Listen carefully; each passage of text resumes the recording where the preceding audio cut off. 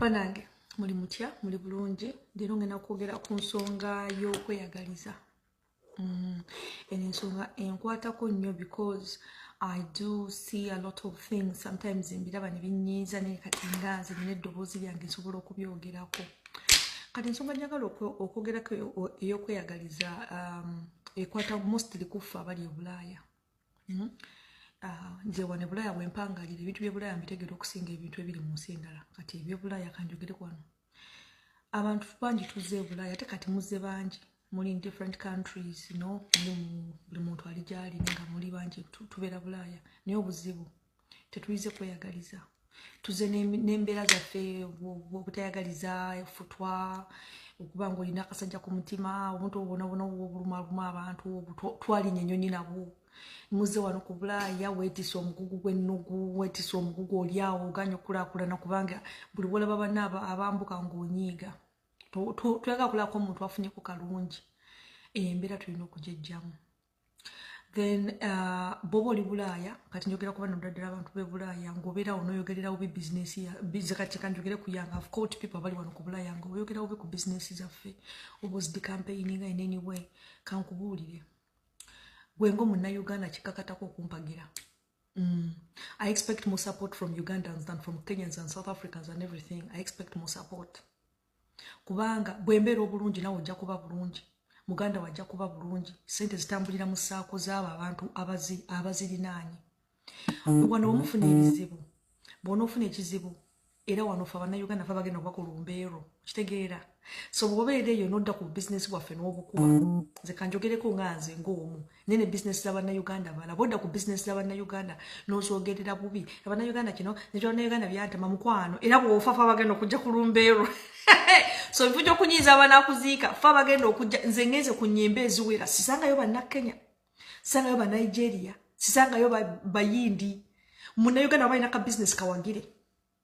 Somehow akakasente kagenda kukoma mu nsawo yo. Indirectly nga tokitegedde. Wano we mulwala ffe bababeererawo.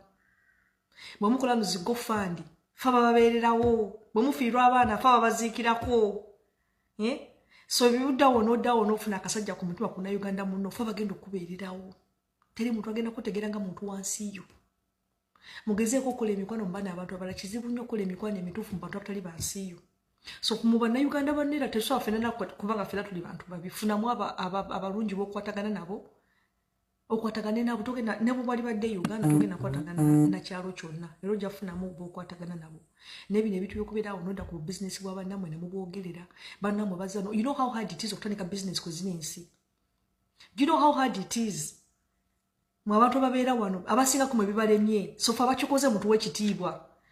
Ekisi kintu kyangu okukola business mu zino ensi n'esigalawo ng'eyimiridde n'osasula omusolo guno ogutaliiko kazini ani nti gundi ajja kompesizaawo ebintu gundi mukwano gwange biki mu revenue tebibakwatako. Naye nolwa munno akoze ka business mwogere business z'Abannayuganda oba DJ oba afumba mmere naffe abatunda ebizigo wagira ate toteekawo ka competition gundi asinga gundi. It's not necessary. Ne bwe tubeera abantu 10 nga tukola ekintu kye kimu ffenna tuyitawo. Muno wabaleeta mmere bano abaana baleeta emmere mubaguleeko.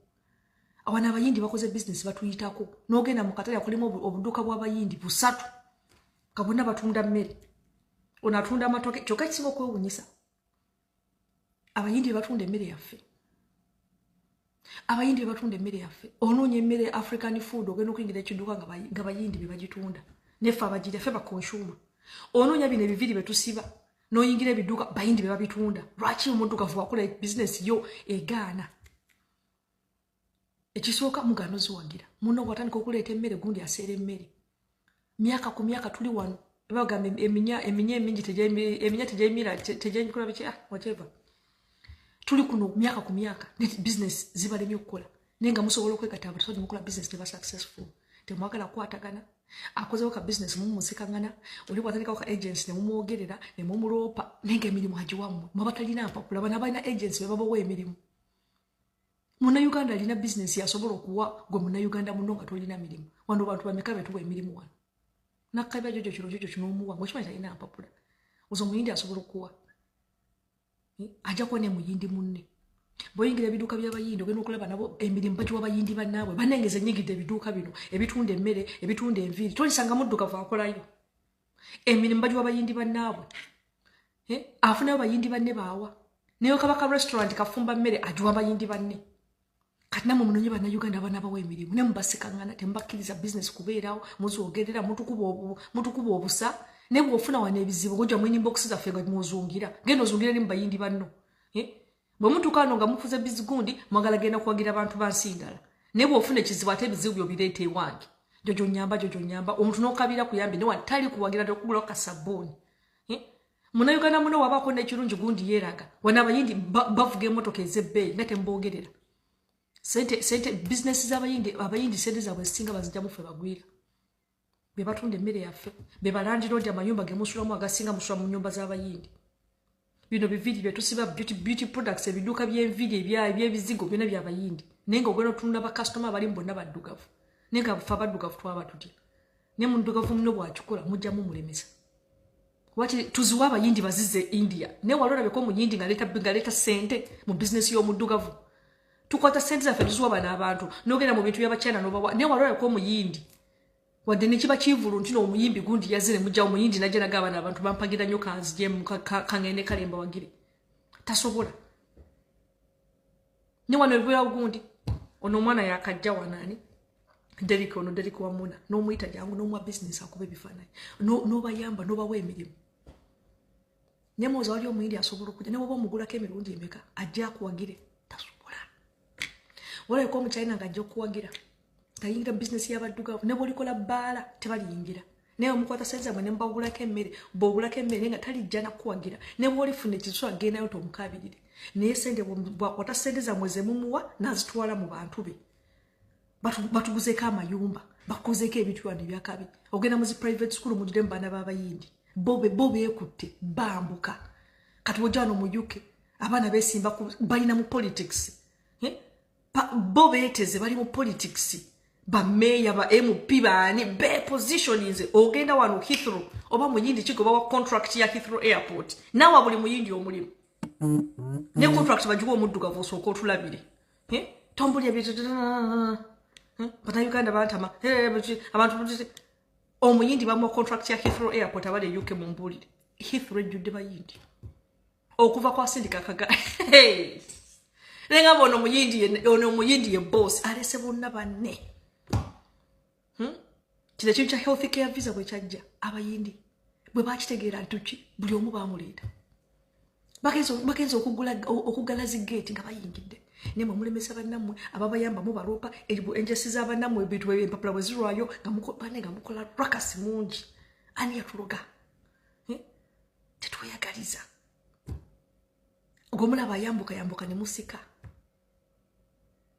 tetwagaliza era naffe bintu biganye wano wosanga omuntu ng'abadde kuno generation 3 jajja waali maama waali naye nga tekuliko alina nnyumba abayindi tekisoboka generation 3 osanga wano ez'abaddugavu nga tebagulanko ku kizimbe kuno ku Bungereza niyo omuyindi aba first generation ng'alinako ennyumba nga yasoose okujja ebulaya mu famire ye n'agula ennyumba ffe nekirinde kitulema mama waali wano mama oyako ne mama netalina nawe ozadde generation 3 mama yakuleta talina nawe gwe baleta tolina n'akaana ke muzadde nakuka mwenna mukyapangisa okisanga mu baddugavu abayindi tebakikola babeera baguzedde ennyumba waki tebenjika mu kanyumba kamu ne basonda sente ne bagulira omu okwatagana kwagaana bebaleeta wano bavuma babaleese oli nakuteekamu sente nakubalira visa nti kantwale muganda wange bulaya n'otuuka n'omufuukira ekizibu n'omwogerera ebifuukule kati abantu bakubaleeta oli nakukosa nakuteekamu sente nakuleeta n'omuddukako kati byebizibu tulina buli omu tulina embeera y'okuba nti buli muntu yeeyagaliza yekka tuva naye eri kubanga ne gavumenti zaffe gye tuva nazo bwezityo bwe ziri buli muntu abba ateeka mu nsawo ye nembeera mu bufumbo bwano buli muntu yerowoozaako yekka mubeera mu nnyumba y'emu omukyala azimba akayumba n'omwami azimba bonna bakukuta bwe bufumbo bw'okubulaya wano bwebasanga babeera mu nnyumba y'emu beezaalamu abaana ne buli omu agula akataka e Uganda buli omu akukuta ku munne noga munaakulaakulana batya mmwe mwabatayagala kwegatta munaakulaakulana batya byebintu byaffe tuva eri n'obukodo bwaffe n'obubbi n'obunanfuusi n'obuleetane wano tutuusa wano mu bizinesi tetubuwagira ne bobeera mu bufumbo n'obufumbo butubuwagira no imagine nga yo kapo naye wekubako enjawulo sente ozibba omukyalo okumpakanya sente obba mwami wo you're just cheating yourself. Bamugata sente nemugula ennyumba emu mukisulamu mwenna you all benefit. Bamugata sente nemugula ennyumba emu ennene you all benefit. Niyo oli awo twekagata sente na musajja. Omusajja niye akukuta ayagala kukola bintu bireka n'omukazi akukuta nolaba bannange oba twaba tutya. Muzadde abaana abanamwe bagenda okubutafuna mba ne mundeke ngene kima abaana ku ssomero.